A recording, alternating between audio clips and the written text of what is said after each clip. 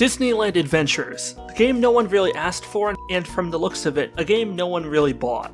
As of the time of recording, there are only 56 reviews currently available on Steam. After doing a bit of rough estimating in my head, I think we can be a bit generous and say that perhaps only 5% of those who actually bought the game reviewed it.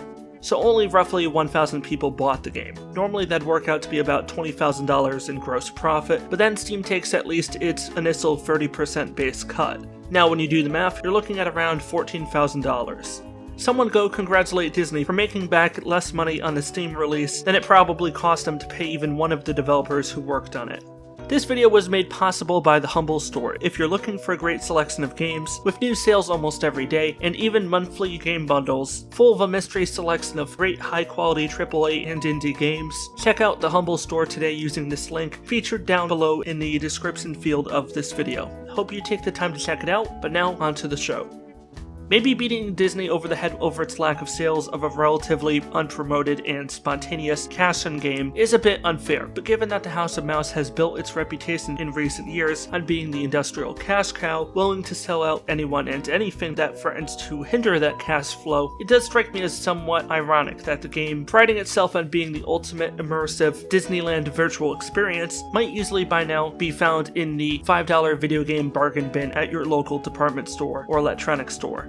Right, so the game starts out with Mickey Mouse giving you a collectible notebook, which sadly will act as your tether to the world.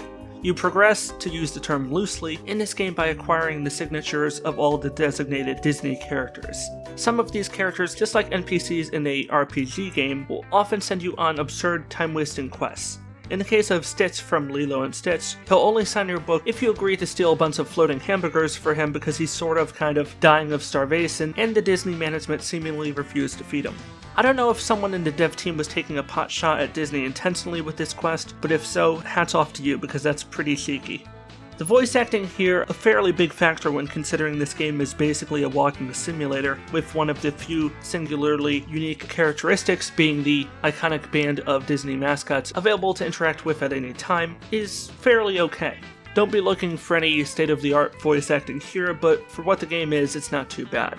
However, the interactions, while endearing and character accurate, are very limited in number, defaulting to the same 4 or so interaction types.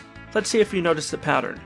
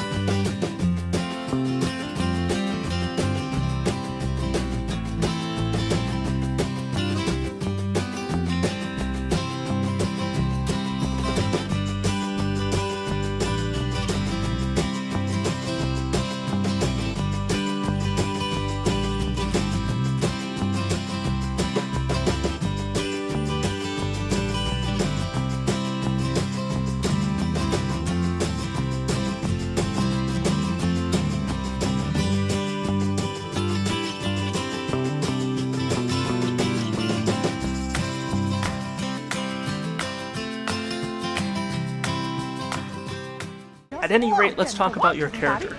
You'll start out with a handful of mostly preset character templates, which you can alter to a surface level degree, but in the end it doesn't really matter as they'll all end up looking like horrible wooden puppets anyway. No offense to you, Pinocchio. Since this is one of those games primarily aimed at younger children, gameplay simplicity is definitely a factor here. The vast majority of the game is comprised of straightforward fetch quests. In almost all of these automatically assigned quests, Mickey or one of the other cult leaders of the House of Mouse will have you go find something, deliver something, or talk to someone. Now you'll spend a lot of time either manually traveling to these designated points of interest, or optionally you can choose to save some time and fast travel to the entrances of each of the unique districts in the Disney theme park. Whichever travel method you choose, you'll likely be spending a great deal of time either way, familiarizing yourself with the energetic and endearing culture Disney theme parks have spent the better part of half a century building their reputations on. The Problem with this game is, unlike the actual parks, here you are very limited in what you can actually see. In the case of almost every single ride, store, and other attraction, you'll find yourself barred by either invisible walls or closed doors. You can't ride the teacups in Disney's Alice in Wonderland ride, you cannot experience the age-old splashes, drops, and songs in the animatronic-dominated Pirates of the Caribbean ride, and as for several other newer Disney rides such as the Buzz Lightyear ride, it has been cannibalized into a point-and-click minigame. Welcome. I'm Buzz Lightyear, Space Ranger, Universe Protection Unit.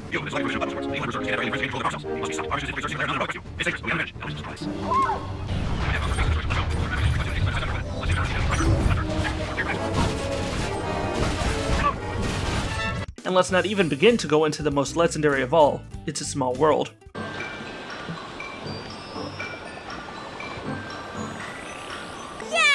Welcome to It's a Small World. What the hell? Oh, fantastic.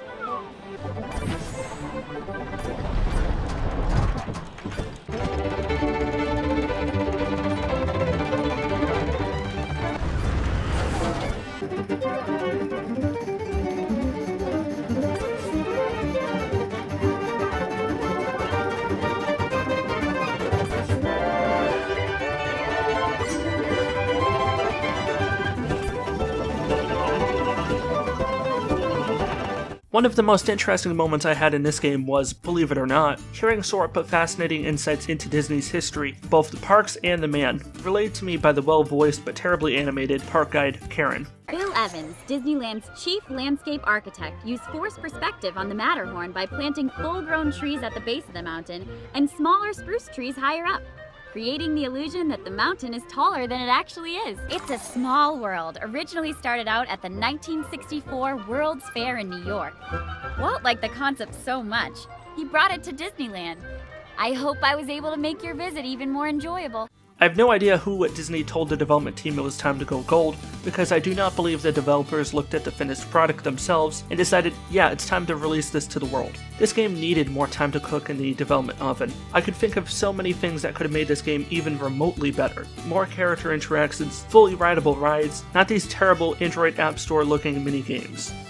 Also, multiplayer would have been a fun component here. Imagine being able to bring a friend along either in local co-op or online co-op, as we run around the Disney parks together, going on rides together, emoting together, playing Disney-themed Mario Party-like minigames together. There's so much untapped potential there that could have truly transformed this game from what it is now into something that truly lives and breathes the sense of magic, imagination, and unfiltered family fun that is core to the Disney brand.